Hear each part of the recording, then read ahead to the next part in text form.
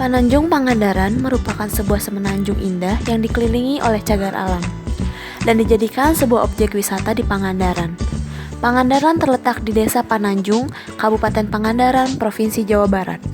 Kawasan cagar alam dan Taman Wisata Alam Pangandaran semula merupakan tempat perladangan penduduk sekitar dengan lokasi yang terpencar.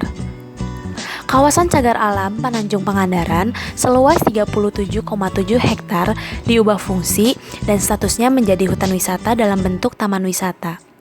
Dan sisanya 419,30 hektar merupakan cagar alam.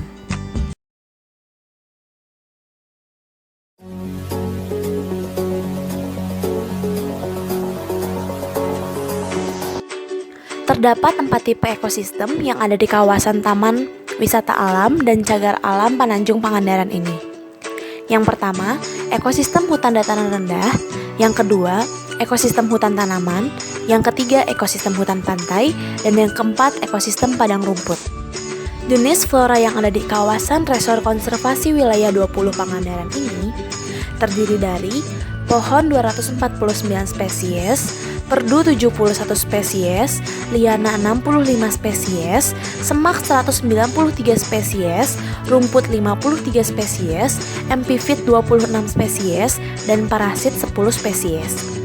Fauna yang ada di kawasan ini juga cukup beragam, meliputi mamalia 30 spesies, amfibia 4 spesies, aves 78 spesies, pisces 75 spesies, dan terumbu karang 15 spesies.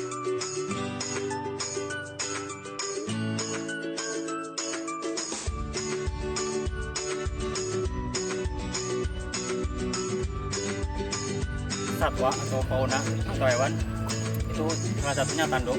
Pernah dengar tanduk? Itu semacam bajing terbang atau ada semacam tarsius itu yang kayak mamalia juga, tapi dia bisa melayang dari satu pohon ke pohon yang lain. Itu tanduk. Terus kemudian juga ada rusa juga termasuk satwa yang dilindungi. Ada banteng, kemudian landak juga, dan Varus albator atau biawak. Nah, karena ini di dalam kawasan konservasi, mereka mencari makan dengan sendiri tanpa kita kasih makan. Ini beda dengan di kebun binatang. Kalau kebun binatang kan kita harus kasih makan, tapi kalau di sini mereka hidup, mereka berkembang atau mencari makan mati pun dengan sendirinya tanpa ada campur tangan dari manusia. Jadi kita Polhut yang petugas pengamanan hutan itu hanya menjaga kawasan semua hutan ini. Jadi supaya tidak ada gangguan dari manusia, sehingga maupun itu satwa maupun flora itu bebas berkembang dengan sendirinya. Kemudian yang ketiga, kawasan ini, kawasan konservasi Taman Wisata Alam Cagar Alam itu termasuk kawasan in situ. Jadi kawasan yang ada di dalam kawasan konservasi. Kalau ex situ itu yang ada di luar. Kita punya kawasan ex situ yang namanya Batuju. Di sana ada penangkaran penyu. Nah, itu kawasan konservasi tapi di luar kawasan yang aslinya.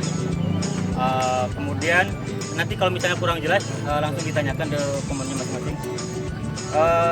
Peranan cagar alam Pananjung untuk kawasan sekitar, untuk daerah sekitar itu banyak sekali. Salah satunya yang paling kita ingat itu ketika tsunami tahun 2006. Ketika ada tsunami di gelombang pasang itu, yang gelombang tsunami-nya itu sebelum nyampe ke Pangandaran itu sudah terhalang oleh kawasan cagar alam ini. Karena di ujung-ujung cagar alam ini ada tebing-tebing yang tingginya mencapai 30-70 meter. Jadi si ombak itu nabrak dulu situ, pecah dulu, baru sisanya ke pinggir-pinggir. Makanya hanya sekian orang yang meninggal pada waktu itu. Itu yang paling urgent, yang paling diingat. Cuman ada banyak sekali yang sama sekali mungkin mereka tidak sadar. Salah satunya udara. Karena dengan kawasan hutan ini kan kita ada suplai udara, jadi satu pohon itu bisa mensuplai oksigen untuk 2 orang minimal. Kemudian juga manfaat lainnya seperti lingkungan, ada ekowisata, ada ekonomi juga, kemudian juga air, tata air, dan lain sebagainya. Nanti bisa ditanyakan langsung. Kemudian yang terakhir, prospek keberlangsungan.